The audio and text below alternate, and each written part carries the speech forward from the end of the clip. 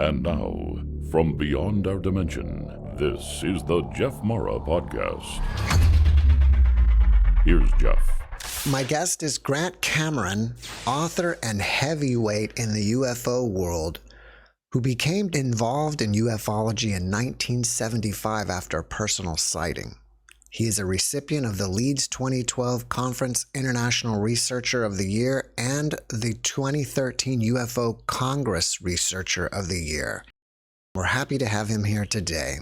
Grant, thank you for joining me and welcome. Jeff, thanks for having me on. I appreciate your interest in what I'm doing. Grant, if you don't mind, let's just kind of go back to the beginning and start with your own personal sighting in 1975. Okay, well, it may go a little bit farther back than that. Basically, the UFO thing starts in May of 1975. What happens is I'm interested in paranormal sort of stuff. I was a big Edgar Cayce fan. I actually went down to Edgar Cayce's Institute in Virginia Beach as a young kid. And I was sort of interested, and I'd done a study at the university on dying patients in hospitals. And this is 1975. This is when the first near-death experience book comes out. And so I'd go to the hospitals and I'd ask questions to the chaplains. I wouldn't deal with the nurses or doctors because they don't really care. I mean, they're not getting dragged into this thing. And you go to the chaplains who are there when the people die, and I'd ask these questions like, is it true that some people can predict their death? And they go, oh yeah. And they tell you these stories about some guy predicts he's going to be dying in the afternoon and get my wife back and stuff like that. And I say, is it true? Does anybody ever get up like off the table, when they're about to die and then walk away and they're cured? And they said, oh yeah, but they always come back. They may be gone for a year or a couple of months or whatever, and they have a reason or whatever. And it was all these weird things. Did anybody ever have near-death experiences? Not, as I said, this is when it was very, very new.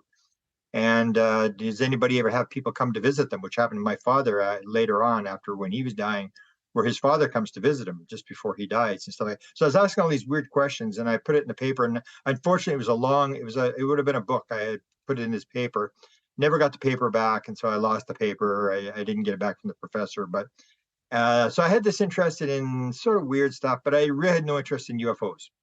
So what happened was this was at the end of the Vietnam War. The Vietnam War ended at the end of April 1975. This is May. And what had happened is in February of 1975, a bunch of UFOs had started being seen at a town called Carmen, Manitoba, which is about 25 miles north of the U.S.-Canada border, north of North Dakota. And so it was in the newspaper, and I'm in the big city. This is a small town, maybe 30 miles southwest towards the border. And the story was there, and I said to my friends, we used to drive around the city and do nothing, just drive around and kill time. And I said, instead of driving around the city, why don't we go out to see what everybody's looking at? I mean, it sounds kind of weird. They say it's there every night. And then my friend said, yeah, okay, we'll go. And we never went. So it was February, March, April. Then in May, a TV crew from Winnipeg actually went out there. And they almost got it it was on the ground, and they almost filmed this thing on the ground. They didn't get it. They went back to the station, and the assistant news producer said, that's it. No more UFOs. Enough of this crap. You guys want to chase damn UFOs. I'm not paying any more overtime. You want to go, you can go on your own. So what they did is they put together a crew of volunteers. So they had a couple of reporters. They had a guy. They didn't have the film guy. They had a film editor. So they're using these big cameras from 1975, these big TV cameras. And they hauled all this stuff out there, and they've got it on the ground. And the guy that's filming it, this is where you see all this weird stuff when I did the book and I went back and interviewed these guys. The thing's on the ground, and they see it on the ground. And so what they do is they have what are called mile roads. So it's like a checkerboard. So every mile there's a road going this way and a mile going this way. So this thing's on this road they can see it's way down the road, and it's glowing up and it's glowing back down. It's glowing up. So they sent a car up the north road and a car up the south road to try to go and try to come across it, to try to see if they can sort of catch it coming sideways. And the car from the north side actually does. And they go and they look, and it's behind this set of bushes, and it's like a movie screen, sitting like a movie screen. It's not touching the ground, but it's just hovering off the ground, and it's blood red, and it's about 50 feet high. And they're looking at this thing, and there's a couple of these guys are pilots. They're the editor of the newspaper, but they got pilot's license, and they're looking around trying to get the perspective of towers, because you're in the middle of nowhere. and they're looking at the microwave towers and stuff like that to see where they are in the countryside, so they can go back the next morning. And they did actually find radiation at the spot. But anyway, so they're looking around, and then they look back and the thing's gone. They go, where'd it go? Like it disappeared. Meanwhile, the guy's at 8.25 miles away. He's down on this other road with the camera, and he's looking in the viewfinder, and he's looking there, and he says, oh, they almost got something last night. This thing is glowing up, it's going down. The next time it glows up, I'm going to shoot just to make sure I get something on film. And so it starts to glow up, and it's almost like the UFO says, you ready to shoot? And he goes, push the trigger, and boom, the thing jumps into the air, and it jumped 5,000 feet in 3 frames of film. Now, this was shown on a documentary called UFO Cover-Up Live in 1988. Jacques Vallée narrated this video. So it jumps up in the air, and then it flies across the sky, and this guy follows it across the sky, and these 2 little 6-inch pieces show up. Whenever the camera's stationary, they pick up the film. Whenever the camera's moving, they don't pick it up, or it's not bright enough. And what happens, they take it back, and the guy cuts, the editors, they drop it off in the box in the middle of the night. They come back next morning, and the guy has cut the 2 little pieces out. And the guy said, are you kidding me? And they start going through the garbage. He's just furious. Like, what do you cut the pieces out for?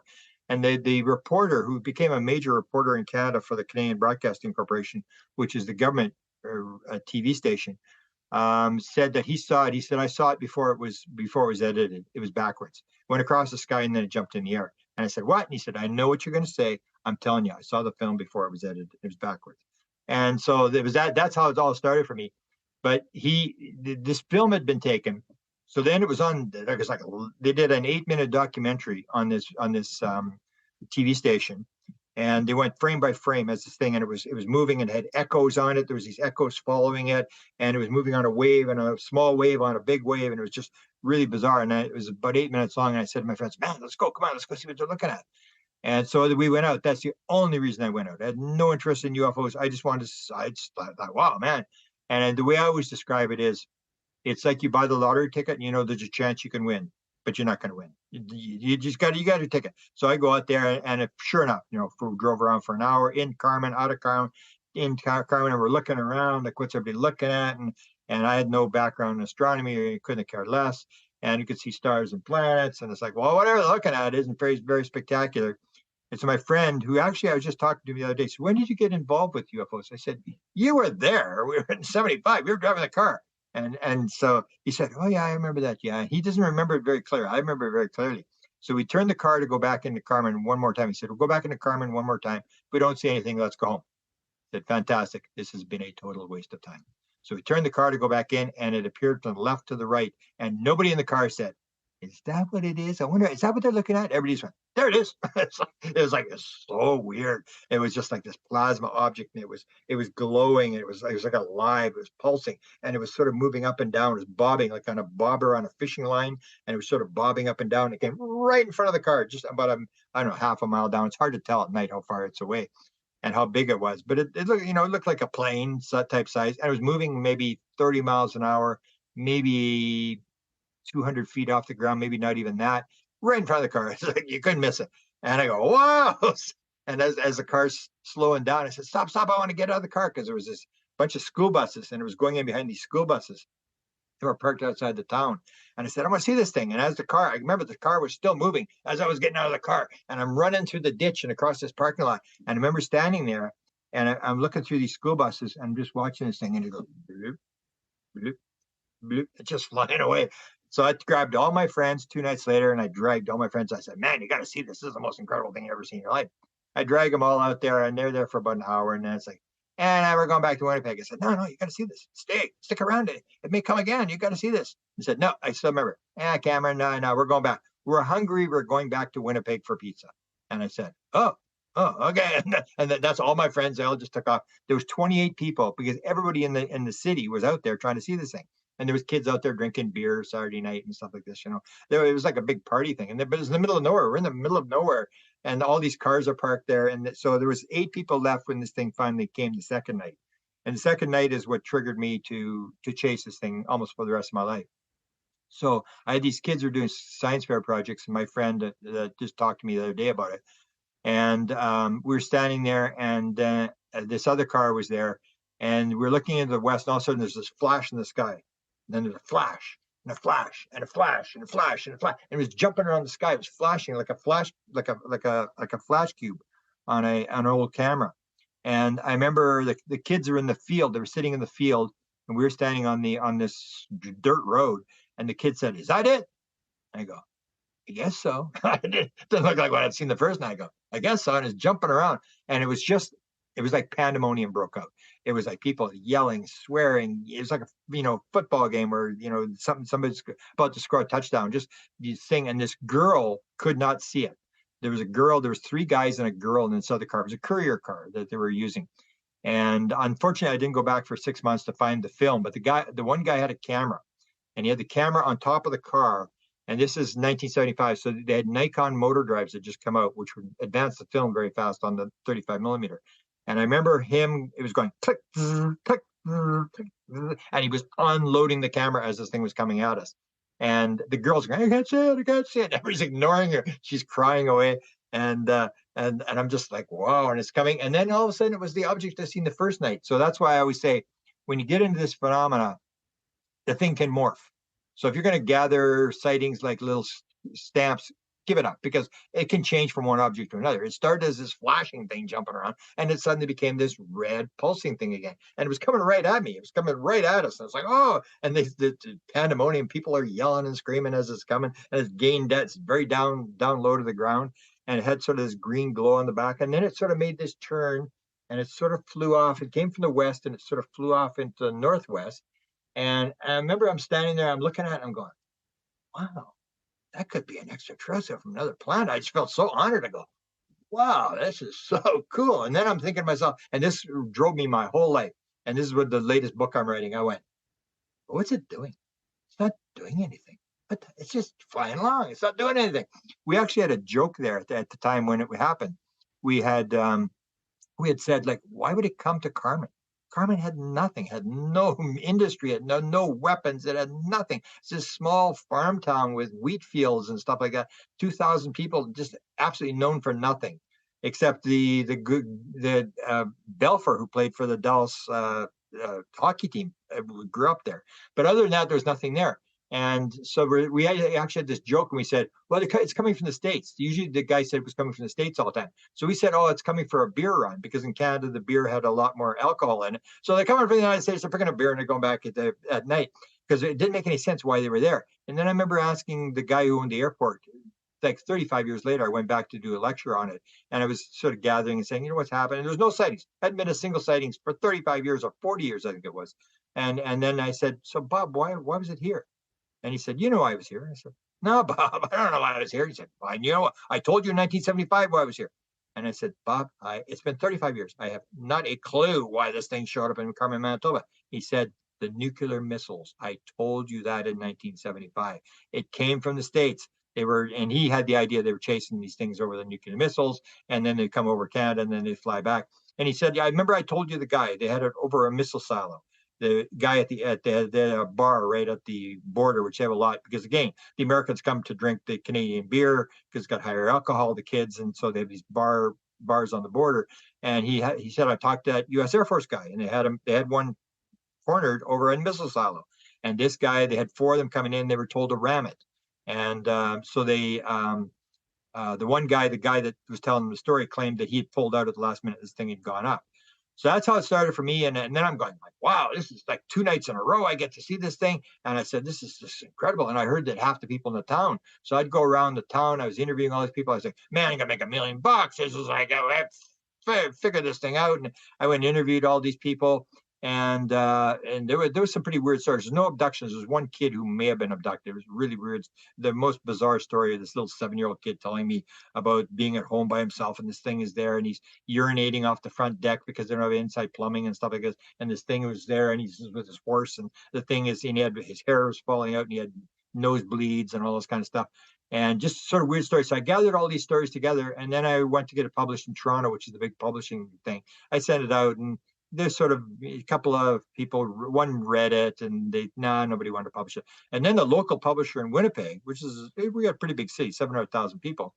Everybody knew what the story was here, and it was like a famous story. And so I sent it to her, and she said, she inspired the rest of my career. She said, Mr. Cameron, you may believe in this kind of stuff, count me among the unbelievers. That's how she rejected my manuscript. More. What? And then after I said, that's it. The sightings, forget it. No more sightings. There's a total waste of time sightings. All I want to know is what's going on. So I questioned that second night. What is going on? What is this thing doing here? I've seen UFOs, and I've even had experiences where people have had portal experiences where beings. I had one experience where a being said they knew I was coming to Mount Shasta, and this event happened over my head. They said it would happen, and it was a program sighting. They exactly what time at 9:33, August the 19th, 2017, exactly. And yet, when it happened, it was just this flashing thing over my head, and I go, "That's the best you could do, man. You should have seen what I saw in 1975." And then the message came from the being through this channeler guy that was there.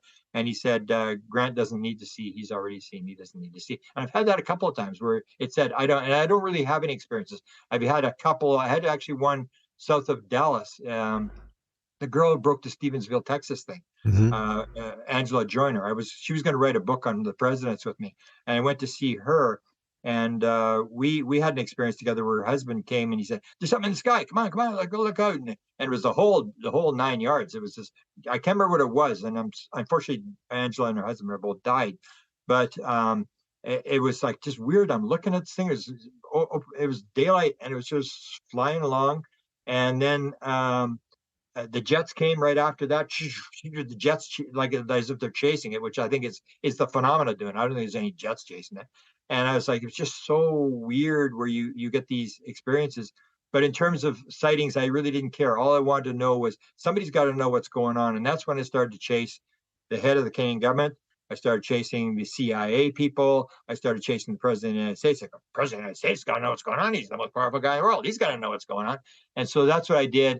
And then I had an experience in 2012, which is the consciousness download experience, where I'm sort of spinning my wheels, almost like the sighting thing. It's a total waste of time. Who cares? It's basically, I just came up with a book on Jimmy Carter, and it's like, who cares?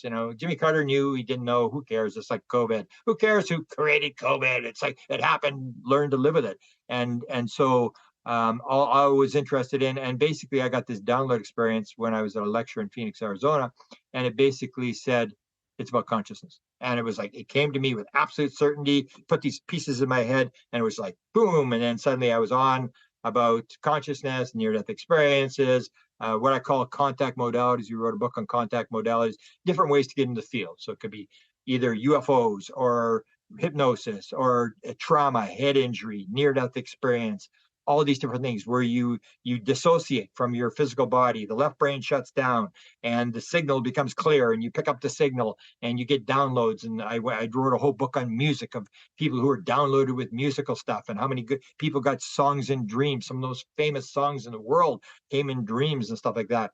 And it was this idea that it's a much more complex issue. And now I would say, number one, UFOs are not as physical as people think. They may not be physical at all. Number two, it's way more spiritual than people think it is. And that's where it's going to be the scientists who are going to be fighting over the cyanide pills, because they're not going to want to believe that they paid $50,000 a year to go to MIT. And it turned out it was all nonsense, and most of the stuff they learned was not really true. And then it's going to be very, very little, almost no capitalism involved in it at all. And it's going to be at least 1,000 times more complex than what we think it is. The more I've looked over 50 years, the more complex it gets. Almost like David Bohm, one of the famous physicists, said, when we get to the bottom of the quantum level, it's just another level below that. And everybody said, no. I believe that's true. It just gets more complex and more complex and more complex. And that's what we're learning. We're never going to touch the actual reality. We're always looking at the icons. We're looking at images, and people are getting indirect notions about what's going on and stuff. And we're getting closer and closer. But it's like the idea of the symbol of the hydrogen atom. How does the hydrogen atom actually form? Where did the electron come from? How did the electron know how to do that dance around the thing? How does it know how to move from orbit to orbit? How does it not fall in after 13.7 billion years into the proton, into the nucleus, and stuff like that? How does this all happen? We have no idea about that basic thing. We can't create a hydrogen atom. We don't know how it works. We don't know if it's solid or if it's a cloud. We have no clue, and that's the whole thing. The reality behind it is really, I don't think is really physical. It's just, maybe it's sort of like a vibration, a Maya thing, consciousness is there. When the consciousness starts to vibrate, the illusion begins, and all this wave stuff starts to happening. And it's all, you can see in all these different phenomena that you move into non-local reality. There does not appear to be any time and any space. Out-of-body experiences or near-death experiences and UFOs all show the same thing, is the idea that it may all be within you. There's a Sufi expression. You see yourself as a puny form when within you is in the entire universe. And that's the thing about remote viewing. You don't go anywhere. You go within yourself. And the people who are told that, who fly the ship, they say, where would you like to go? And the guy said, I'd like to see the Milky Way from a distance. They said, okay, sit there. It'll take about 1 second. You've got to go within yourself. Imagine it within yourself. And he does. And he said, in 1 second, he looked out the window and there was the Milky Way in the distance. That was 50 to 70,000 light years away from where he was a second before. If that story is true, and that story is true, then something's wrong with our idea of time and space. We're making all these false assumptions. And what they're doing is giving us these sort of hints about how it works. And I believe that on the other side is just going into the field, and that almost like Bashar, the famous alien channeler, says, we come to you in your dreams because now you're in our world. And there is this world of non-locality where all the ghosts and the dead people and all this sort of stuff, and it's just different vibrations. It's just people coming in. They can come into this world and appear as physical beings and then go back where they came from. We can do the same thing. We just don't know it yet. I've had near-death experiencers that they've never seen a UFO before until after their experience. So it makes me wonder, they start seeing UFOs because they've pierced the veil, or is it because they've been on the other side and the aliens have identified them and now they're keeping tabs on them? Yeah, I when I wrote the book, Contact Modalities, we brought a big chapter or 2 chapters on trauma. This idea, because we have the idea there's good things and bad things. We have this idea of Santa Claus. And I always say people confuse God and they confuse UFOs and stuff with Santa Claus. Why don't they come and feed the poor people? And it's like, what do you mean? That's not their job to feed the poor people or whatever. They were waiting for someone to give us something. And so we have this situation where, now repeat your question. I sort of lost my train of thought there. Well, I just wanted you to comment on, or I guess you could decide what is the cause, but after, which comes first, the chicken or the egg? Yeah. Mm-hmm. But what I found in the thing is there's always some idea of trauma that starts the thing, and this may be pre-planned. You may come into this world and agree to this trauma. It's the whole idea. 37% of all UFO experiences have near-death experiences. So is that random or is that planned? And what happens with trauma is it rips the veil. It makes you sensitive. And so I give you an experiencer, Chris Bledsoe, who just put a best-selling book out on his UFO experience. And he had an experience when he was 9 years old where he has a near-death experience where he's out hunting in North Carolina, and these kids all got shotguns. And one of the shotguns goes off and he gets shot from 6 feet away in the back with a shotgun. And he remembers going down and hitting the ground, and he's saying to himself, to his friend, like, why would you do that? And as he hit the ground, he said, boom, he's in outer space. And then he has a second near-death experience, and then he has the UFO experience. But then when he looks back on his life, he remembers playing with little Indians in his backyard. And then he goes, those aren't Indians. And it's the whole thing. So there's a trauma event that rips it. Or even like mediums, most mediums, there was a study done of Brazilian mediums that showed that almost all of them had trauma events as a child. So we'd say it's very terrible if you have sexual abuse or whatever, but a lot of these people actually rip the veil, and they sort of pop out, and they are sort of now become sensitive, and they're trying to shut themselves off from the physical world, and suddenly they're talking to their dead grandmother. And I remember there was a girl, her name is Osi, out of Toronto. I was with the producer from Gaia, and I was telling him this theory. He said, nah, it's not true. I said, yeah, it's true. I mean, there's trauma. This is the whole deal. You see it as a bad event, but it's an event that opens up this stuff. So this girl comes in, she's showing these photographs. She says, I'm a medium. And I said, hey, Osi, I can ask you a question? And she says, yeah, what? I said, how was your childhood? And she says, oh, it was terrible. Abuse going on. And I look over at the producer from Gaia. I said, told you so. And so the next guy walks in, these experiences. Ask him what happened. And that's the thing. You find this often, is that's trauma. So it may be, a near-death experience or an out-of-body experience, but there's something that makes you sensitive, or you may come in already planning this, that certain people have that gift where they come in where their parents are psychic or whatever, and it gets passed on. But trauma is a big part of it. It's dissociation. So if you can dissociate, we can even do it with. I wrote a book on psychedelics where I didn't have that many experiences in terms of weird stuff. So I knew that psychedelics you could do this. So I said, okay, I'm going to do an experiment. So I did 25 psilocybin experiments, and most of them are high dose. So it was the whole idea. You got to do 5 grams or more. The hero dose. You gotta what this idea where you've got to sort of break free.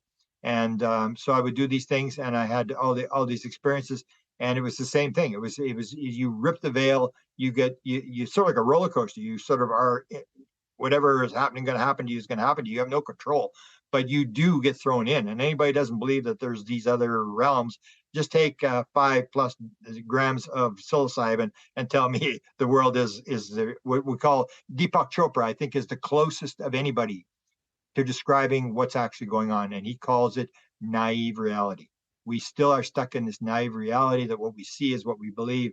And the more you look at it, the more you realize, no, the world is not flat. It looks like it's flat, but no, it's not flat.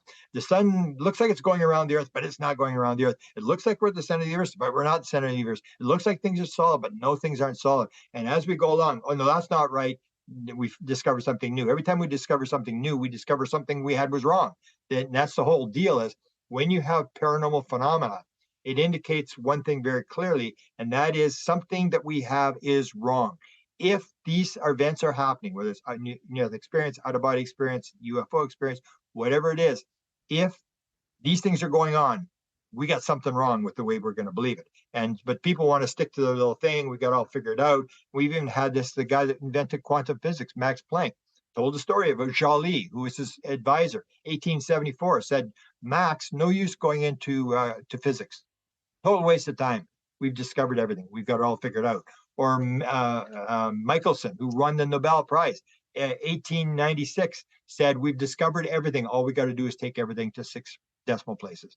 And we have this arrogance of the left brain that says we got it all figured out, and we're just looking for the one piece. And you'll see ufology, you'll see everything. Everybody's looking for that one piece to fit in and says, I can't figure out this phenomenon. I just need one more piece, and it'll fit together. You're never going to fit it together because it just gets more and more complex. And that we have this sort of assumption we got it all figured out. What we got to start to realize is that a lot of the stuff we have is wrong. The idea of the physical universe is wrong. The idea that the mind is in the brain is wrong, and all this kind of stuff. And that's almost what Descartes said. Descartes was the guy that came up with the idea of the scientific method and skepticism. And in the latest book I'm writing, I say people have absolutely destroyed is what he actually said. He didn't say be skeptical of new ideas and don't believe it until someone proves to you it's right. He said, be skeptical of the crap you learned. He said, and I've got quotes where he says, I'm prepared to throw out everything I ever learned. That's what you got to do. You got to start from where to go and realize that something is wrong in your assumptions of how the world works. Otherwise, this stuff wouldn't be happening. And that's when you start to move ahead, and you have this open mind where if you have, even I was listening to a woman last night who was talking about, let me see if I can get the thing, because it's actually very interesting. She's works on stars, how stars are, what generation they are, whether the first generation stars, the second generation stars, and the stars at the beginning of the universe. And she said, and this is how she operates her scientific thing. She says, one discovery, she's looking for stars with no metal in them. And these would show their second generation stars. 1 is a discovery, 2 is a sample, and 3 is a population. And we go on to the next thing. And it's like in ours, it's like you can have like 4 million near-death experiences or 4 million UFOs, and we're still doubted. And it's like you start hearing these stories and you realize like these people are making this stuff up. And we always fall back on maybe it's illusion, maybe they're making it up. No, maybe they're actually all just telling the truth. And we've got to figure this thing out. And so to me, it's always important not to use the left brain to try to, negate things as a swamp gas, as a this or whatever, to listen to the experiences, because they're the ones that are there.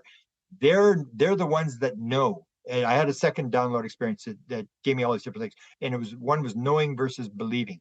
The people who have the experience, they know. Anybody who's had a UFO experience or a near-death experience, they can say, I don't care what you say. I know where I was. I know what happened. Don't tell me what happened. It's the ones that are on the outside who are using their rational left brain who says, oh, I know what happened to you. No, you don't. You weren't there. You're the believer. They're the ones that know. So we got to start listening to the people who have the experiences and start to learn, because a lot of this stuff is very, very new, but we're moving along pretty fast. I mean, you got to realize that until 1975, there was really no near-earth experiences. It didn't really happen. 75 was when I got involved. 75 is when the abduction guy got involved. 75 was when Linda Howe got involved, if you know Linda Howe. Stephen Greer, who does the C5 contact modalities, got involved in 75. The first near-death experience book was written in 1975. It's not been that long since we started down this really steep learning curve of understanding this sort of stuff. And we can learn, but you got to learn from the experiences. And in the UFO community, this is what's disregarded. People want to do the nuts and bolts. They want to, what's the government know? And it's like, who cares what the government knows? They're never going to tell you. It's classified. They're not going to tell you. So you got to start listening to the experiencers. And everybody says, well, it's anecdotal. It's all anecdotal. When you realize everything comes in from the outside, it goes into your brain. There are no colors out there. Your brain composes the world inside, in wherever, and the mind is creating this. Where's the screen? Where's the sound and stuff? Where are the words? When I talk very fast. What is there? Neurons putting words into the sentence? Like, where's this all taking place? And that's what we sort of got to realize, is that it's that very complex thing, and it's all subjective. There is no objective thing where we can actually, objectify it. It all has to go into your head. And as Descartes said, when he had his dream, when he had the whole theory of this, the scientific method, the discovery and the discovery of skepticism came in a dream. It came in a series of dreams on one night. And don't that part of the story.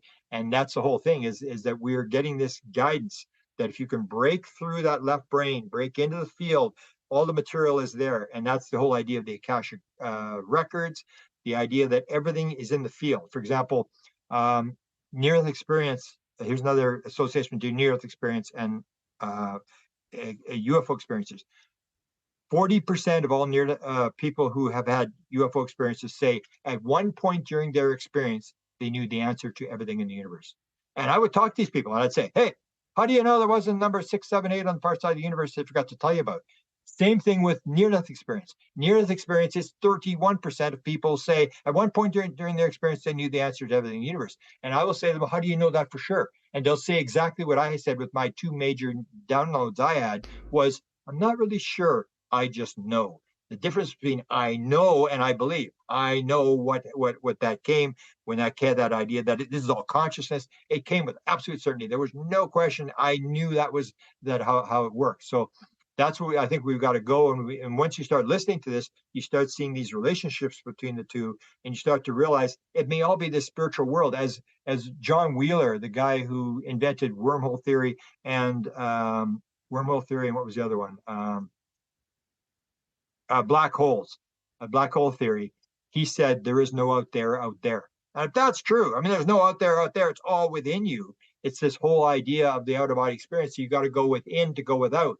It's all within you. And when you're doing remote viewing, you don't say, hang on, I'm on my way to the site. Hang on, I'll be there in 5 minutes. The person says, okay, give the number, and he says water. They know exactly they're on the target instantaneously. It's all within us. And that's where you can see where this may be going. It's all within us. There is no out there. It's all one thing. Or as John Wheeler said, there may be only one electron. There's just one electron in the universe. And we've got all these assumptions. No, this is happening, that's happening, and all these outside things, and we're breaking it down and stuff like that. And in the end, vast majority of the stuff, if we go 500 years from now, almost nothing that we believe now will be believed then. We've got so much stuff wrong. That's the mistake we're making. If you look at your own personal life, do you have a history of trauma, or do you think that you planned this life of consciousness and UFO research pre-birth? Trauma, I don't think I had. No, I don't think it wasn't a major event. Absolutely, the fact that I believe that this was all planned for me, because it was the whole idea that this is the only time I know that a film crew ever caught something jumping off the ground in Carmen. If they had not filmed that film that night, I never would have gone, because I had no interest in UFOs. It was that. And then when I heard the guy telling the story about the fact that he was sitting there, and as he pushed the trigger, this thing jumped in the air and created this film that got me to go out, I'm going, hey, that wasn't random. About what? What's the chances that he pushed the trigger just as this thing jumped in the air? I go, holy cow! This they may have wanted this, they allowed this to happen to get me out there to actually see this stuff. And I got to see five close sort of encounters. I had one, I was so close I was going to jump on the thing. So I had this kind of stuff. And then I've had these events where people would come to me and say that I had messages. I've gotten 1, 2, 4 messages, I think, from beings, and 2, 3 of them turned out to be books. I wrote books on the fact that I got these messages. So yeah, I do believe very much that very little is random. That we plan this stuff. I've had about 4 major events in my life that happened, the UFO experience. One was I saw Dr. Michael Newton, and I'm not sure whether you or your guests are familiar with Dr. Michael Newton. I saw the guy lecture. And it was one of these things, it was like when I had the download experience about consciousness, I was watching Colin Andrews lecture on crop circles. And it was the same thing. I was going, yeah, I'm not interested in crop circles. And it was at a conference where it goes from 8 o'clock in the morning till 11 o'clock at night. And it goes for 7 days. And it's like, you don't go to every lecture. And so I'm going, nah, I don't want to go watch crop circles. And I'm thinking, well, Colin Andrews is a pretty big lecturer. He's the main guy. And there was this big controversy. He said 80% of crop circles were hoaxed. And I'm going, well, maybe I should go in a lecture and see what's going on. And I was in a lecture. I was totally bored. And that's one of the modalities. For me, the modality that works best for me is daydreaming or walking. So I'll walk for 6, 7, 8, 10 miles or whatever, and you basically all of a sudden, boop, boop, and I always got paper in my pocket and a pen, and I quickly write this stuff down, and so that's what happened to me. That I had that experience with Colin Andrews, that I said, no, that wasn't accidental. I was in there, and suddenly that experience happened. And then when I saw Michael Newton, it was the same thing. Michael Newton was lecturing, and I'm going, he's on after life after death. Like, I don't know. I thinking like, it's not UFOs. Like, I don't know. Wait for a UFO lecture, and I'm going, yeah, I'll go in. And I was for 2 days. I was like, wow, like, I couldn't believe it. It was this whole idea that you come into the world and you plan to have these experiences, and you have certain people you meet up with and stuff like that. And I go, like, just make total sense. This is how it works. And I actually had. Last year I was diagnosed with only 2 months to live or 3 months to live. And basically I went to, I don't know if you've ever dealt with her, is Kay Randall May. Kay Randall May is a medical intuitive. She's being used by U.S. government to do research on UFO injuries and stuff like that. And when I heard they were using her, I go, holy cow. And so I went to her for a medical intuitive thing. And the way she described my past life thing, and I'd never had one where anybody had been specific. And she said, basically, that was my job. I was working with the Akashic records, and that I didn't have to come back, but I decided I was going to come back in, and that I had been a professor at Oxford University last century. And that made total sense for me, because that's my basic thing. Like, I was just at university this morning. I walked to university. I worked there for 40 years, and I go there and I sit with my computer, and I sit in a study hall, and I play around and research and write and stuff like that. And so to me, that was the whole thing. So yeah, I believe everybody has this idea where you come in to do things, and even if it's not true, if you believe that you came in to do something, you're way ahead of the game. Because the problem that we've got in the modern world is everybody believes they're a victim. It's like, COVID, oh man, I'm a victim. Like, how could this possibly happen to me? And it's like, and I know, because I worked at a homeless shelter volunteering for 2 decades. I worked at a food bank for a decade volunteering a lot, and I worked at a Ronald McDonald House where kids are dying and very sick, and parents are traumatized and stuff like that. And the number one rule you learn is, do not let them be victims. I don't care how bad their situation is. If you treat a homeless person like a victim, he's going to take your shoes, man. He's going to take everything you got, because that's the whole thing. So you've got to not blame the victim, but get the victim to own up to what's happening. It may not have been your fault that you got this disease or whatever, or your kid's dying or whatever. But if you own it, you've got a chance to survive. If you take yourself as a victim, you're gone.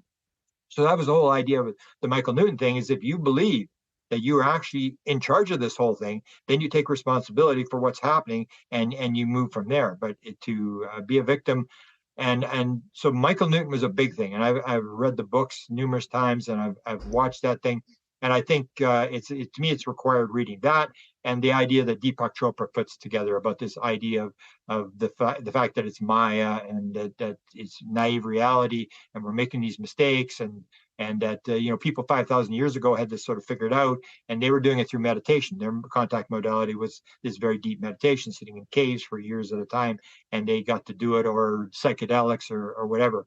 That to me, I think I sort of understand what's probably going on.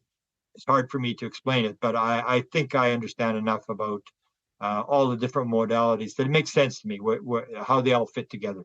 Some of my guests will talk about that on the other side, we're all, energy, and we can incarnate as humans or whatever, wherever. So they may even say that the aliens are basically us, just incarnating in another form. Yeah, I'll give you two examples. I had one guy, he's an experiencer out of Israel. We helped him publish his book, and it was a best-selling book, and it's called One, which I believe is it's the message. That's the message of all spiritual teaching. It's the message of the aliens. It's the message of one. It's all one thing. It's a verb. And what he said is he was told he had an experience in 1980s in Los Angeles where these green beings, look like gray beings, but they're green, looks exactly like stringy, big heads and stuff. And they said to him, when we come into your world, we take on a body. We don't have to take on a body, but we do to work in your world. You can do the same thing. You just don't know it.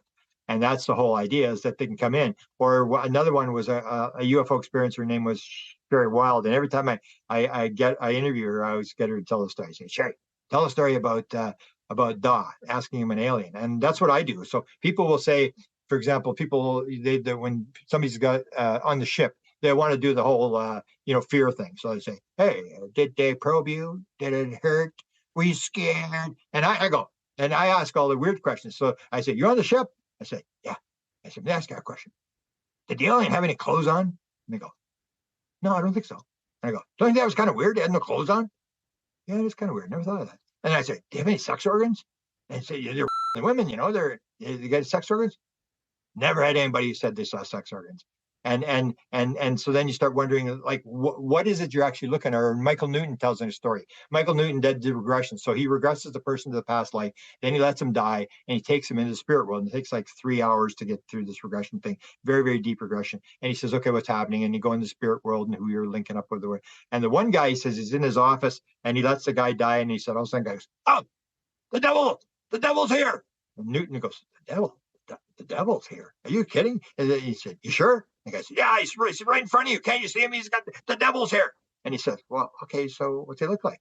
And he said, well, he's got leathery skin, and he's all scary looking. And Newton saying, well, what's he wearing? And he says, oh, I can only see him from the waist up. And this is the whole thing about when you start talking to people on board the ship, and doesn't have any sex organs, doesn't have a belly button, doesn't have any nipples, doesn't wear not wearing clothes, and you're going, like, what are you really looking at here? And so Newton said, he said to this guy, the guy said, I can't really see it. It's just smoke from the waist down. And Newton says, go into the future and tell me who it really is. And then he says, oh, it's my soul guide. Oh, I can't believe it. He had a mask on. He's just paying me back because the guy in his last life was a fire and brimstone preacher. And the soul guide was playing with him. And he's saying, yeah, you know what it's like to sit in your congregation and get taught about the fire and brimstone. And so the whole idea is, what are we really looking at here? And so Sherry Wild wrote a book, and she didn't want to be a UFO experience at all. She actually tried to take her life a couple of times. She was so traumatized by what was going on. And she tells the story where she's there, and so they wanted her to write the book. She says she's sitting at her typewriter, and she wakes up at her typewriter. She's typing. She's going, what am I doing? And like, she's a real estate agent. She says, I've never used a word program in my life. The word program is open. I look, and then I scroll back, and I go, here's my story. And I go, oh, no, we're not doing that. Oh, no, we're not doing that. And then the voice comes in her head and says, no, the time is right. You got to write the book. I'm not writing your damn book. She says, no, I'm not writing your damn book. And they said, no, you got to write the book. And she starts reading it. Says, no, it's not too bad. And she ends up writing this book. So her kids take a court injunction to stop her from publishing this book. And so she gets the book to the publisher, and then the publisher says to her, hey, Sherry, you said the guys are great. You said there's always one being. And I think it's a spirit guide. So it's one being that's dealing with you. And it's hers is like a gray, and it's Da. And she said, you said Da's from Andromeda. And she said, yeah. And he said, you can't be. He's a gray. It's got to be from Zeta Reticuli. All grays are from Zeta Reticuli. She said, really? Is that true? And he said, yeah, go ask him. So she goes back and Da comes, and then she says, okay, so what's going on? Are you actually an alien? And here's what he says. And I tried to quote this. No, that would not best describe who I actually am. I am an etheric being. I am a being on a mission in the universe for the creator. I am what you would call an etheric being.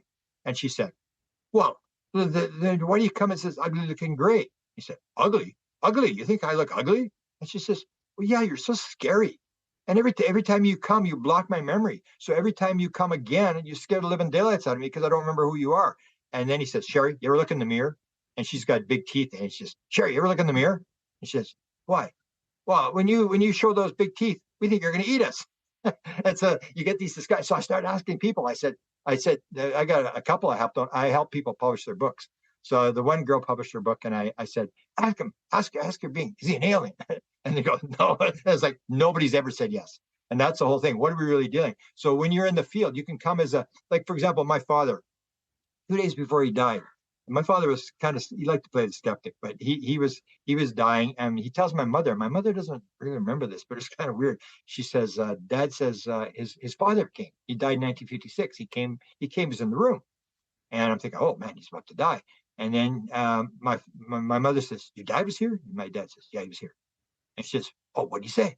And my father said, he was just here. That's all you need to know.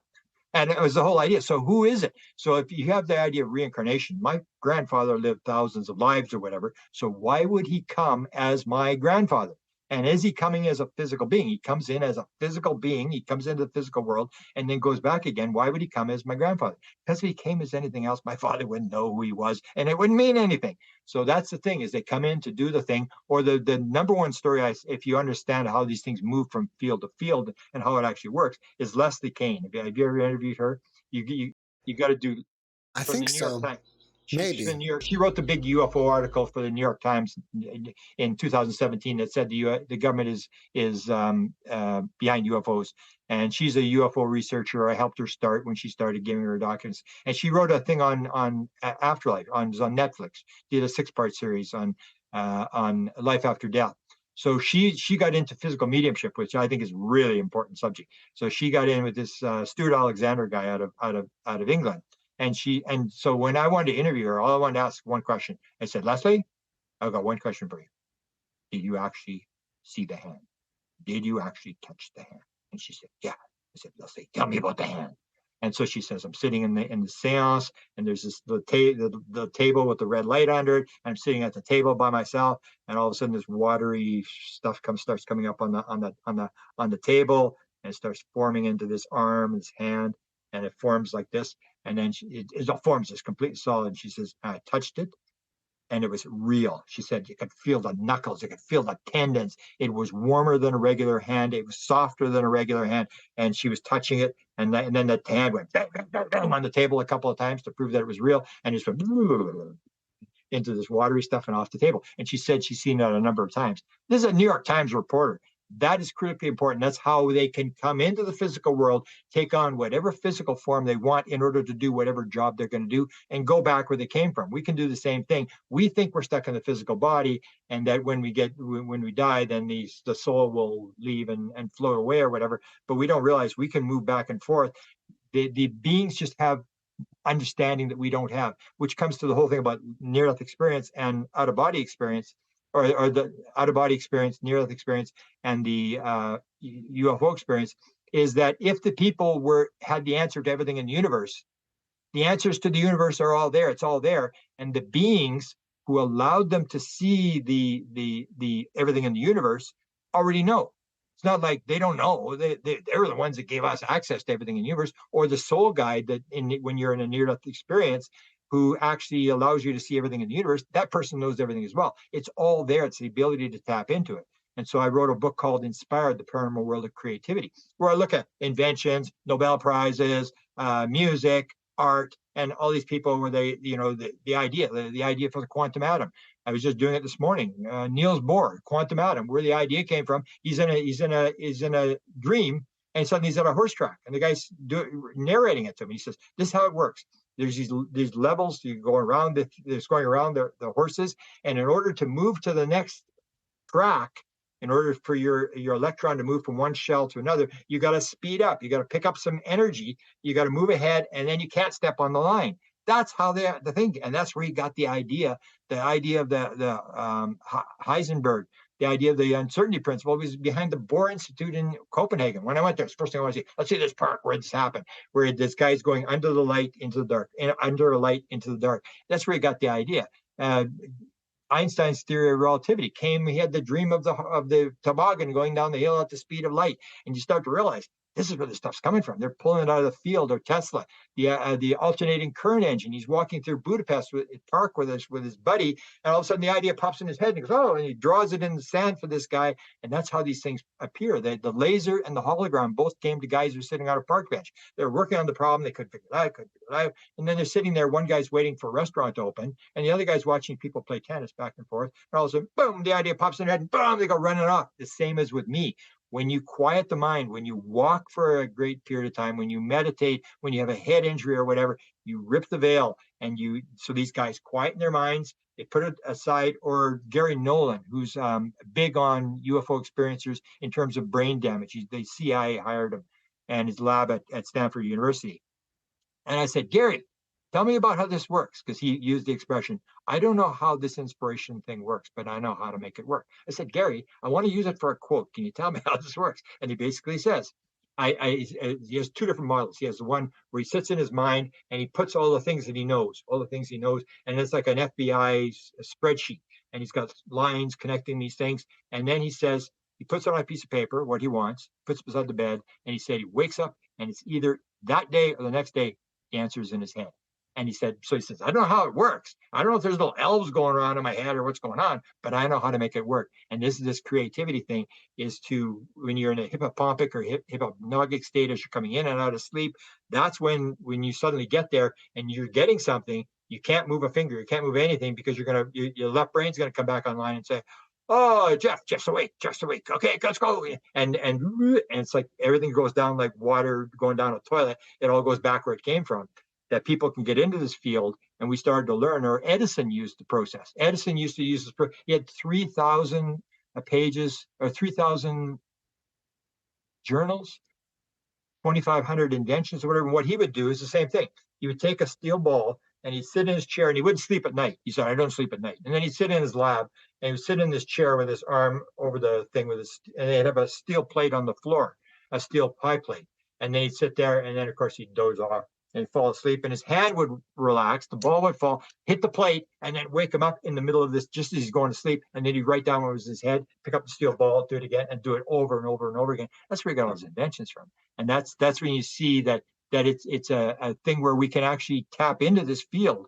Everything's in the field. As John Wheeler said, there is no out there. It's a participatory universe. You are part of what's happening around you. Well, do you think that most alien abductions occur while the person is conscious or in the dream state? Out-of-body experience state. If I were to guess, there's a woman by the name of Betty Andreasen who just died, I think within the last year. Her first experience was 1946, and her husband, his first experience was 1946, and she was taken to see the One. She was a very spiritual lady, and they would take her to see the One. And so she talked about the One I use is, she talks about she's going these beings, and they're going from place to place, and all these different things are happening. And then they take her back in this glass orb. Doesn't have anything in it. She's looking underneath. There's no engine or anything, and she's flying her. She drop her off at her trailer, outside the back of her trailer, and she said, "Oh, I was so happy to be home, and I ran in, and my husband was sleeping, and I went into my bedroom, and I went to go back to bed. And I looked, I'm sitting on the side of the bed. So I went back into my body and went back into sleep." Nobody ever sees anybody being abducted. So the question is this actually a physical thing, or is it a spiritual thing? And you can see these experiences where you can have events. It's as real as the real world. And you can have events where they put marks on you, or you have wounds on you and stuff like that. There's even a guy who was doing was it a remote viewing? He was doing a sensing thing where he was doing a remote viewing and they gave him the target of Dresden, where we dropped these, firebomb things where we created this 1500-degree temperature and cremated people alive, 25,000 people in Dresden in one night. And that was the target. And he was in this thing. He's, oh, he runs, I'm burning. And then he comes out of the whole thing and he has these burn marks on his face. And they last for about 15 minutes. So that's the whole thing, that we can bring stuff back from that field. But if I were to guess, I would say it's an out-of-body experience. That's why nobody sees anybody being abducted. And that's why you can go through walls. People go, I don't know how they do it. They can go through walls. Well, it's they're grabbing your astral body and moving it across. And there's other people who have described the same thing as well. Or if you take a look at the polls that have been shown, 80% of all UFO experiencers say they've had an out-of-body experience. Well, I've never had an out-of-body experience, but they all, to them, this is very common. Or I've got a guy out of that he's an expert on OBEs. He's in Japan. He did 22 sessions where he was a meditation expert, and then he went to the Monroe Institute and he learned the process there, and he got really good. He could go out of his body anytime he wanted. And he said, I want to. He had UFO experiences, abduction experiences. So he said, I want to go to these aliens. And so in your mind, as soon as you get into that non-local state in the out-of-body experience, he said, I want to go in the ship. And boom, he's in the ship. And he's talking to the beings, and they're telling him stuff and pulling stuff out of the walls and these really bizarre stories. And then he stopped, and I'm going to do another interview with him again. He started some more sessions. And he says it's all out-of-body experience. But then it comes down to this whole idea, what is reality? Are we actually here? Or is this all a projection? As Descartes says, I wonder if I'm in the dream. Or people will say, when they come out of the experience, they say, oh, it was just your illusion. It was just an imagine you, whatever. And they say, no, it was more real than the real world. You're living in the dream. And when you hear people say that, you got to realize that may be true. It's like we think that this is real. Or people will say, they'll say, I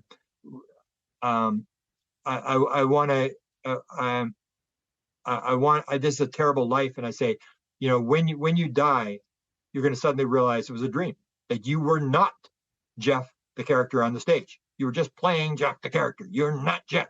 You played King Henry VIII in grade 12. Does not mean you're King Henry VIII now. You are playing King Henry VIII, and you'll realize it's just a dream. And when you go into the next life, it will become a forgotten dream. So if people are all upset about whatever happened to them or whatever injustice, look back 3 lifetimes and look at something happened in that lifetime, if you can get to it, and find out, oh, that was pretty cool. I got stabbed by an Indian and with an arrow or whatever. And it just becomes an experience. And that's what we start to learn through this whole process. It's all experience. It's all here and now, and it's whatever you learn. And we've turned it into this victim thing where we're here to get good stuff, or even the karmic wheel. I always bug people about the karmic wheel. It's like they say, I'm never coming back. That's it. Says, I'm gone. I go, like, what do you mean you're gone? Like, what are you going to do? Sit on a Miami beach and drink Mai Tais for billions of years? Like, how long can you do that? I mean, it's like be like kid, going to, were we there yet? Are we there yet? I was like, how long can you do that? Or the idea that you're gonna save yourself. We've got this sort of capitalist mentality that we're gonna get more stuff, and then spiritual is part of it. So we got all this 2 cars, and the kids are going through college, and we got a big house, and everything's going great. We got lots of money and whatever, and now we need something more. So we need spirituality. And in the 19th century, people in spirituality, they didn't do the stuff we're doing, CE5s and all this kind of stuff. They did seances. That was a big thing. Like at the Lincoln White House, they were doing seances. This was like entertainment. We're gonna get some spiritual stuff, but it's just it's like capitalist spiritualism. We're going to add this on. And I say that basically comes down to, if you're in the Titanic and you're with your family and your 3 kids and your wife and your mother and father, whatever, and then the ship is sinking, and along comes the little lifeboat, the salvation lifeboat, and you're the only one that can get on. Are you going to get on and save yourself? It's like, come on. I mean, it's like, that's what people are trying to do. It's like, I don't care. It's like, if your kids are having a bad time and you go into there, you're not going to come back and try to help. That's what it's all about. It's about creating a better world. And that's what you see in these experiences, where there's a near-death experience, where you meet beings, or where there's a psychedelic experience where you meet beings, that they are all doing this altruistic thing. And people say, why would the aliens come and help us? Because that's what it's about. It's about making the world a better place. It's about helping. It's not about what you can grab and pull behind the hearse and try to take to the next world or whatever. It's all about altruistic, about making the world a better place. And that's what you'll see with beings, is that they are basically just doing their job. And people, oh, I can't see how I do that. They're, they don't, well, where's the jewelry? Like, they don't have any jewelry. They don't have any leather furniture. They don't have any of this kind of stuff. They're just basically helping. They're doing jobs. And you see that with spirit soul guides as well. That's all they do, is they're there to help. You used the word creator earlier. Do you think that the creator is a being separate from us, or we are all collectively the creator? No, I think there's just one thing. That's where the left brain wants to separate things. If you take a look at the split brain research, it comes down to the left brain is the male brain, and it wants to separate things into little pieces. It wants words. It wants to, and it makes stuff up. It literally makes up stuff. It's called the baloney machine. It just makes up stuff as it goes along. And the right brain is the female oneness thing, where female says, we should all work together, we're a family, all this kind of stuff, where the man is like, it's sports, it's like the end justifies the means, and this kind of stuff. So I think that's one of the mistakes we make, is breaking things down to little pieces. And that's the illusion. That's the illusion of the naive reality, that it appears like everything is separate. So we break things into little pieces, and we think we can figure it out by that. But when you get in, the more you look at the UFO and all these paranormal stuff, the more you realize it's all just one thing. It's a giant verb. So or as what was the Tao, the expression in the first the ancient Chinese writing, the Tao that can be named is not the Tao. And the Tao is like the God, or the whatever spirit or whatever that can be named. If you can name it, that's not what it is, because it has no name. It's all one thing. And what we try to do is we try to put it into little nouns, and it's all alive. It's all one thing. And that's when you get into the principle that whatever you do affects the whole. So I say, all that you consider to be evil in the modern world is created by one thing and one thing only: the mistaken belief in separation. The minute you believe that we're separate and I can take your stuff and steal your stuff and do whatever, and don't realize that we're all one thing, we're all the divine, and that we are all working to make our experience better and add to the one, that's when if you realize it's all one thing, then it all goes together. But the way it works today, it's the blue states versus the red states. It's the conservatives versus the blacks and the whites, and we're creating all these separations, and that we're separating more and more and more and more. Or one of the big channelers I always listen to is Paul Selleck. I think he's the best channeler of them all in terms. And what he says is, what you separate from the divine and put into darkness will drag you into the darkness with it. What you damns you back. What you blesses you in return. To say I am divine and that is not divine is the shadow pretending to be the light. That's who it is. It's all divine. How can you say that I am divine and that person or that color or that whatever is not divine? We're all divine. And when we realize we're all one thing, then we all work as one. It's like a big football game. Or if you see these things where, the crowd, like now we're playing the big hockey thing. So you get the teams where they're everybody's got the things and they're waving and everybody's got the colors on and the parking lot's full and everybody's watching on TV and they're all working as one. It's like, yeah, we're going to work together. And anybody knows who's been in sports that if you get somebody in a dressing room who doesn't want to be there, who's bad mouthing everything and the team you've got to get him out. He will kill the team. The team that wins the Super Bowl is not the team with the best players. We've known this over and over again. It's the team where everybody goes into the huddle and does exactly what they're told. Just like being on an alien ship, everybody's doing what they're supposed to be doing. And once you put the ego ahead and you have all these prima donna people fighting with each other about who's going to say, wait a minute, block. You think I'm going to block? Are you kidding? I could get injured. I'm going to run for a pass. Don't tell me what to do. That's what we're doing. We're all in the huddle and we're all, don't tell me, and everybody's doing their own thing and it all falls apart. It's that oneness. It's that everybody working together that gets things to actually work and become bigger. Separation is the only thing that we have a problem with. We believe in this idea of separation. And that comes from left brain. Left brain wants to believe everything is a noun. So it breaks things in nouns. It's all a verb. It's one giant verb. There is no, and even to put a name on God is to make it a noun. It's not a noun, it's a verb. It's all alive. And that's this idea that consciousness is all there is. And when consciousness starts to vibrate, that's when the illusion begins. even have an assistant who helps me, who described this thing about separation. She had the vision of being there at the very beginning of the universe, and she's sitting there, and she's just, and she says beautiful, and it's, you know, loving and whatever. It's sort of a dull, not really bright, but sort of dull. And she's all of a sudden she looks, and it's like millions of years, and she looks, and there's this block, this little black block there, and she's looking at this. And that wasn't there before. Like, what is that?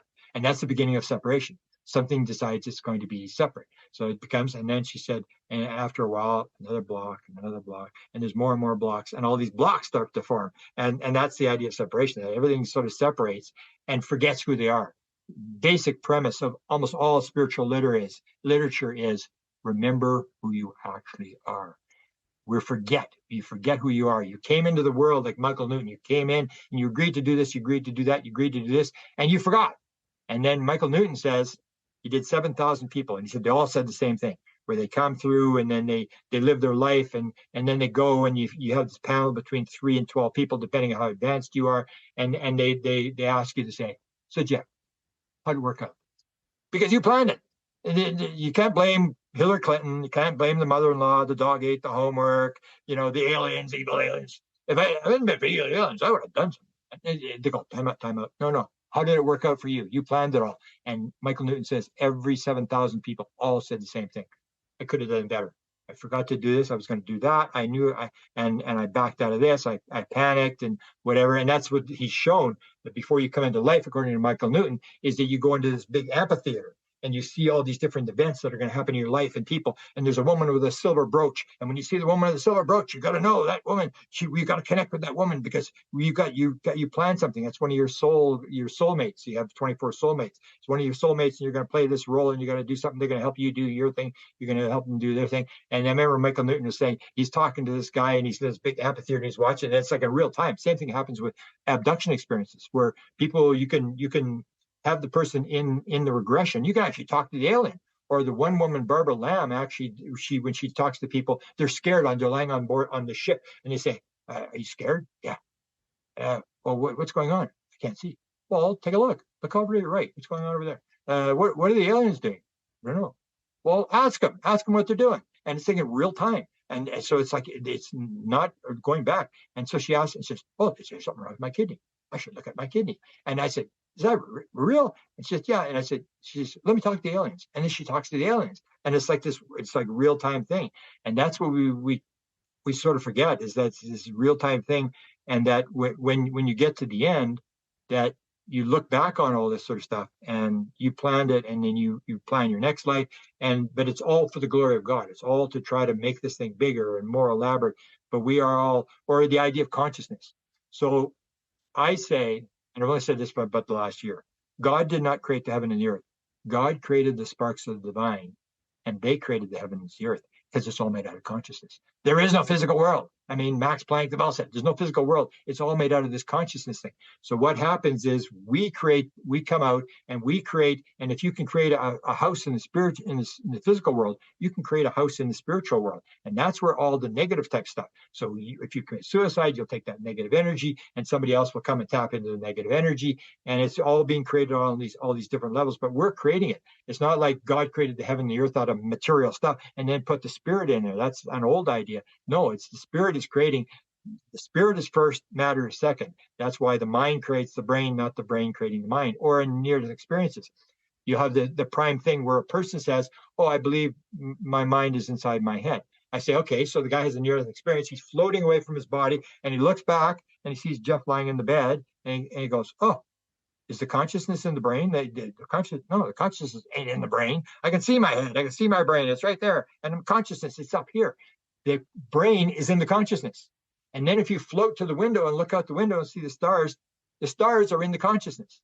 And that's where we got the whole thing backwards. We're seeing it the other way around. And it's the illusion. It's the illusion of naive reality. We look at, and we think we're looking at the little eyes, and we're all this kind of stuff.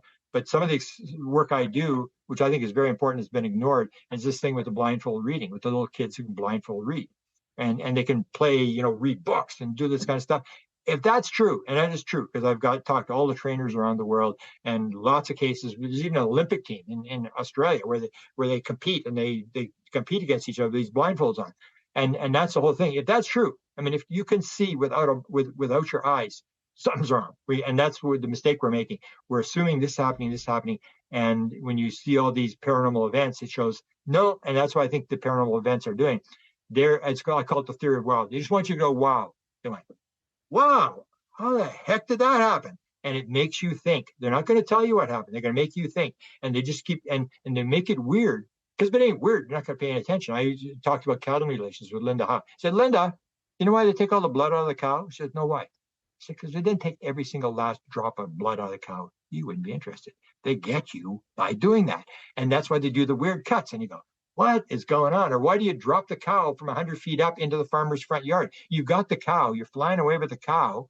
I mean, why don't you just take it and drop it in the ocean or just make it dematerialize or whatever? Why do you need to go back into the war zone and drop the cow? Because they want you to see it. They want you to know it's downrange and downstream from nuclear power activities. That's what they want you to know. And they want you the message, but it's indirect. And you try to figure out why. And everybody's working on it. Everybody's taking photographs. Everybody's taking photographs of orbs. Everybody's taking photographs of UFOs. And we're trying to figure it out. And that's what they're doing. The more you talk about it, the more consciousness rises. So we're no different than any other social political movement, whether it's Black rights or whether it's African American rights or whether it's gay rights or gay marriage or whatever. Everybody talks about it. And all of a sudden everybody goes, yeah, what's the big deal? And it's like I say, when did gay marriage become sort of acceptable? And I go, I don't know, 20 years, 25 years, I don't know. It just happens. The consciousness rises and then it flips and everybody just moves on. Or the UFO thing. I wrote an article in 2009 called 64 Reasons They've Decided Not to Tell You the Truth. And I went through all these reasons about the stock market will melt down when people realize oil is not worth anything and all these different things. People can jump off bridges and stuff. Leslie Kane, who I mentioned before, wrote this article for New York Times and said, yeah, the government's working on UFOs. It's for real. And what happened? Nobody jumped off a bridge. The religious people all didn't commit suicide. Stock market didn't. Nothing happened because everybody had been acclimatized by all these UFOs being seen. They were showing themselves around all through all these years. And eventually it got to the point where everybody, yeah, okay, now where are they from? Then they want the next question. And that's what they're doing is this acclimatization thing. So it's even like if you're familiar with the UFO thing, one of the biggest stories now we're talking about is the Nimitz. The Nimitz carrier group for these UFOs and they chase them and all sort of stuff. And I say, I mean, they got the story all backwards. They tell it from their perspective. The story is these UFOs are sitting there for a week and they're hovering in international waters near the carrier group. And these people are looking at them on their radars and stuff. And then finally they said, we should check this out. These things are there and they've been there for a week. And then you go, okay. And then on board the ship, they're going, hey, Zobar, turn off the lights. Can't see us, man. I don't know what's wrong with these guys. Can't see us. And they go, hey, they're coming. Okay. And Zobar, go over there and go under the water and make big, huge bubbles under the water. They're coming. Here they come, CF-18s. And then the guy flies over the bubbles in the water. Holy cow, look at the bubbles in the water. And they're playing this game. They want to be seen. And they jump, they take off. Like, remember I said when we had the one with the UFO in 1975, it went from ground level to 5,000 feet in 1/8 of a second. 1/8 of a second, 5,000 feet. And that's like, why do you need to do that? It's like, you hear this story over and over again. Someone sees a UFO and I say, hey, what was the UFO doing? Just sitting there. I say, how did it take off? How did it leave? Just disappeared. Or they say, it just went like a bolt of lightning go the other way. And it's like, why do you need to leave so fast? Like, if you're going to leave, it's like, the alien, I forgot to get my wife's dry cleaning. We got to go get the dry cleaning. Let's go. And zip off at the speed of light. You're doing this for performance. You want people to go, holy cow, you see how things take off. And that's what happens is people get excited and they start to try to figure it out and they start to talk. And the more we talk, the more we realize naive reality. We got something wrong here. This isn't right. And people start proposing things and that's how the world advances. It just goes one, because they can't come in and do your homework. They can't. Left brain says, why don't you just land on the damn White House lawn and tell us what's going on? Because that's what we do. We go into Iraq and we say, we're here to bring you freedom, democracy, Jesus, and McDonald's. And next thing you know, they're pointing guns and saying, get the hell out of here. Like, who do you think you are? And that's what we do. We want to evangelize people. They're doing it by forcing us to go through it. It's like your kids' homework. You can't do if you write all your kids' exams, do all their homework, they're never going to learn anything. They're going to be stupid. And you got to force it. So this is how they're doing it. And I think it's all the same thing, whether it's angels, because you'll hear people have encounters with feminine women, like Mother Mary type figures, or beings, or spirit guides, or whatever. It's all the basic same thing. It's sort of partly your background, what your religious background is and how you see it, but it's all the same thing. It's all, you're tapping into that field and you're sort of getting these images, right brain images. So there'll be a lot of symbols, triangles, different things, not direct messages, sort of like, I think it means this, and I think this. And so I think that we're moving along, but I still think we're still in this materialistic world of separation. And people even say, you know, the world of separation, that it's just, I mean, it's just gone so far. How do you turn it around? How do you turn around the separation that we've got in political and race and countries and all this kind of stuff? It's just gone. And I even say, it doesn't really matter, you know, if we blow up the world, because blow up the world, it doesn't really matter. It's another lesson. They're just going to take you to another place, and you're going. It's like you keep running the play until you get it right. That it really doesn't matter. We think, oh, we got to save the world, this physical world. We got to save it. No, you don't have to save it. You got to learn the lesson. You're here and now. Learn the lesson, and it really doesn't matter what happens to you or me or whatever. It's what do you do? Not the cards that are dealt to you. It's how do you play the cards that are being dealt to you. Grant, due to time, I have to switch gears with you. If people want to reach out to you and ask you questions, is it best to do it through your YouTube channel, your website, or where? WhiteHouseUFO@gmail. If they have a direct question for me, WhiteHouseUFO@gmail. I had a website. I took it down. I had the president's website, and I took it down. I do Facebook, but I post stuff on there, but I don't really read comments, which is what sort of saves me. I always tell people don't read the comments, and I seriously don't read comments. I don't. So I post stuff on Twitter. Grant Cameron at Twitter, Presidential UFO Facebook. I post stuff there. But basically, I have a Weebly site where my books are. Weebly, it's all connected, all one word. That's the basic principle. It's all connected.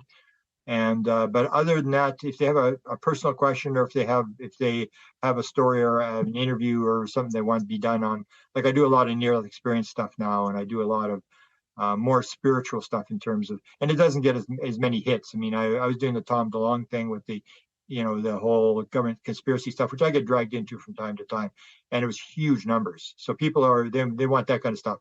But the more important stuff I put out, and I have a YouTube channel, White House UFO YouTube, and I also have a podcast, which I used to have a lot on there. It's Paranormal UFO Consciousness podcast, where I look at all different issues and how these things are connected. Do you have anything else that you're working on that you want us to know about?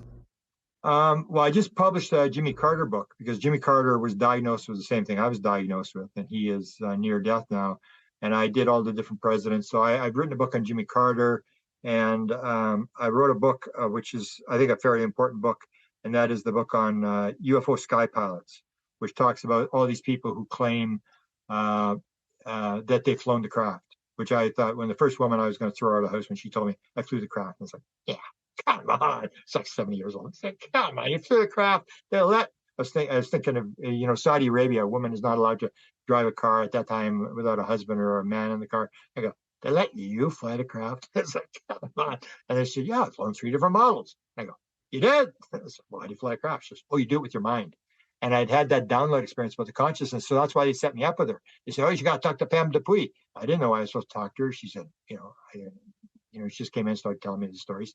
And so that was important, because that shows you that world is not the world you think it is, because people will describe the same thing as described in out-of-body experience, near-death experience. They'll say, I was there, and as soon as I put my hand on the panel, I could see in 360 degrees. That's kids with blindfolds. You can see in 360. That's something, if you want to make it up, you're not going to make that up. You're not going to say, oh, let's see in 360 degrees. You're not going to say, oh, they let me fly the craft. That's not, if you're going to make up a story and try to get it, that's not, you stick it in. And the other thing they would say is this idea, you think you understand how the world works. They would say they come in, the craft is like 30 feet across, and then they go inside. Inside, the size of a football stadium inside. And they look outside, and it's like 30 feet across. They look inside, and it's the size of a football field. And the woman, this Pam Dupuy, told me they got crafts that are as big as solar systems. And the thing is, it can be the size of a rock. It's the idea that they can, inside a rock, they can make this something the size that time and space are not what we think it is. And even Hal Puthoff, who's one of the top scientists working on the UFO thing, worked for the CIA, started the remote viewing thing for the CIA. That's what he said. That's what I'd like to learn, is how can the craft be bigger on the inside than it is outside?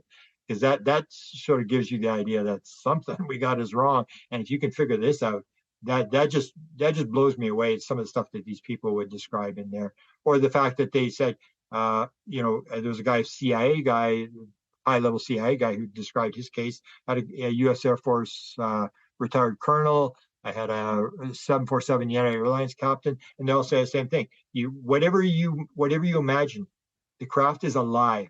It's conscious, it's alive, and you can talk to the craft, and whatever you think is what the craft does. All you got to do is make the connection. Put your hand on something, you become one with the craft, and whatever you think, and they would say, think what you want to do, and you could be on the other side of the universe instantaneously. This whole spooky action at a distance thing. And that's saying, is there really time? Is there really space? Is it all within us? They say, it's within you. Go within yourself. That's where it is. Go within yourself. And so are you actually going? Is there actually anything out there? Or is the whole universe inside you? And we have this illusion that it's out there, when these people are showing you, no, it may all be within yourself. And that's where I say it's 1,000 times more complex than people think it is. It just gets weirder and weirder. When I first, 75, I said, ETs. ETs visiting, no problem. The more I go, no, it's ETs. No, I'm not really sure what it is. Or the one guy, CIA guy, his name is Jim Semivan, who was on the inside. And he said, there does not appear to be any there. Very important statement. There does not appear to be any there. He said, not only do we not know how to put the dots together, I'm not sure there's even any dots. When you hear a guy who's inside saying that, because we got crafts. So yeah, they got crafts. Yeah, they got bodies, but they have no clue how to do it. There's even a document that I leaked called the Wilson leak document. I leaked on the internet, and at the very end, I saw it, and people said, oh, it's just disinformation. They're trying to throw the guy out. And I saw it, I go, oh, I know what that means. It said, we have a craft, and we think it'll fly. And they have an intact craft, according to rumor. And the reason they can't fly it, they think it'll fly, they can't fly it, is because you need a consciousness interface. You've got to turn it on, like your thumbprint on your cell phone or your eye print, or you got to have a consciousness interface to turn it on. That's the whole thing. So you can have the craft, you can have all the pieces, but you can't figure it out because it's got this consciousness thing. And so that we've had material since 1947, and we can't back engineer it. They call it the core story. Yes, we are being visited by something from somewhere. They call them the others. We're being visited. We have hardware, and we have no ability to back engineer the hardware. So you have rooms full of stuff, and they try to figure out someone who can figure out how this stuff works. Or they even take experiences. I've heard stories of experiences where they'll grab experiences. They're called Milov experiences, where they abduct people who have been abducted. My one friend, Melinda Leslie, they take her and they put a piece of machinery from the craft in her hand. And she's, do you know how to make this work? And the thing starts to work. And they go, got another one. And that's the whole thing, is the experiencer can make the interface. So they understand that. But in terms of them, or my friend Chris Bledsoe, who wrote this best-selling book, he said to all these guys, he's got all these experiences, and all these high-level military and intelligence people are coming to his house in Fayetteville, North Carolina. And he said to them, why are you here? Well, my kids are all upset about this. You guys are here all the time. And like, what are you doing on my property? Like, what's this all about? And he said, well, Chris, he says, it appears that you have a contact with whoever this is, and they seem to like you. They don't talk to us, Chris. So it appears they don't like us. So we've come to see what they're telling you. And that's the whole deal. We think the government knows, and these experiencers know. The experiencers, the near-death experiences, the out-of-body experiences, and UFO experiences, and it's all connected. It's my website, the Weebly site. It's all connected. It's all one thing. It's all connected. It's all consciousness.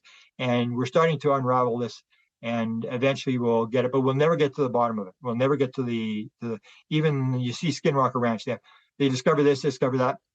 And what the mistake people make is you describe it. So it's like Moses goes to the Red Sea with his staff, and he does this, and the Red Sea opens up, and the waves come, and it gets all dry, and the people go through, and then the Egyptians come, and they get swept by the water or whatever. Yeah, good. Now tell us how to do the trick. It's one thing to describe what's going on in terms of science. It's another to actually explain it. Science says they're explaining things. They aren't. They're just describing things. They're describing the wonder of the universe.